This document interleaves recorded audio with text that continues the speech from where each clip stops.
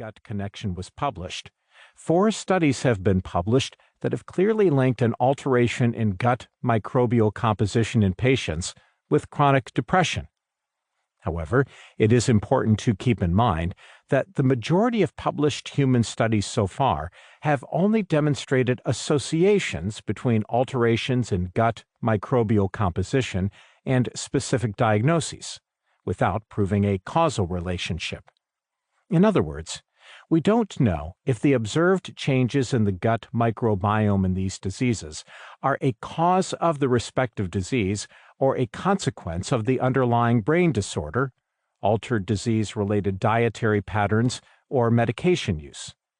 But it's clear that there is a connection between the microbiome and cognitive function. Well-designed research is now underway to determine possible causality and to identify novel targets for the treatment of common brain disorders. Of the various aspects of the brain-gut microbiome communication addressed in the Mind-Gut Connection, I received the most feedback and questions on the topic of nutrition. It wasn't until I started having conversations with readers that I realized how challenging it has become for health-minded people to determine which foods are right for them. Given the array of food information and diets available, many with contradictory messages,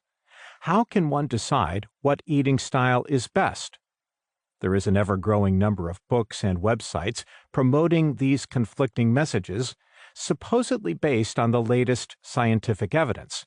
and often these messages are linked to online shopping sites for food supplements, including pre- and probiotics.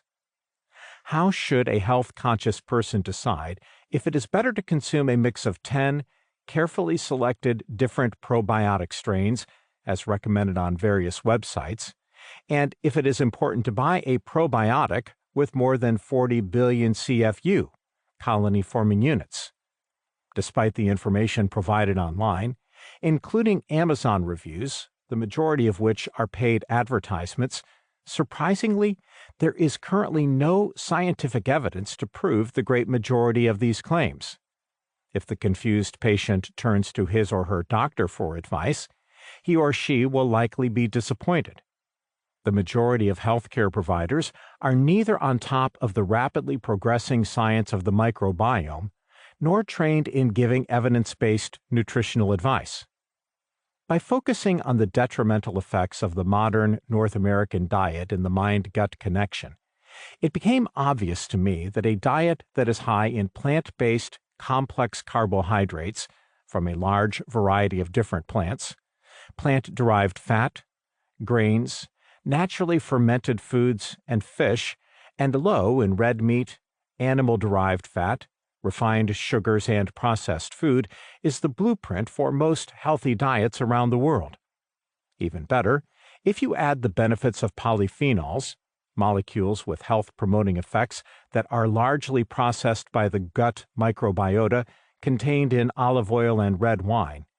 certain plant products with anti-inflammatory effects such as turmeric, curcumin, and ginger,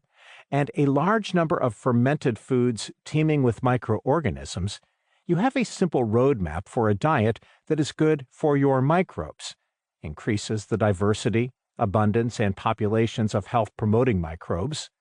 good for your gut, reduces intestinal permeability, for example, improves a leaky gut, and good for your brain, prevents low-grade immune activation in your brain.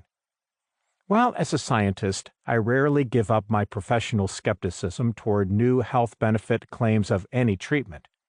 in the case of dietary and lifestyle recommendations based on the new brain-gut microbiome science, I am willing to drop my skepticism and unconditionally endorse such a way of eating. In the Mind-Gut Connection, I focused on the Mediterranean diet as an example of an eating style with significant evidence-based health benefit for us and our gut microbes. Based on this growing scientific evidence, studies are now underway evaluating the benefits of the Mediterranean diet for slowing the progression of Alzheimer's and Parkinson's disease, or for the improved pharmacologic treatment of depression. Such studies would have been unthinkable and unfundable even 10 years ago.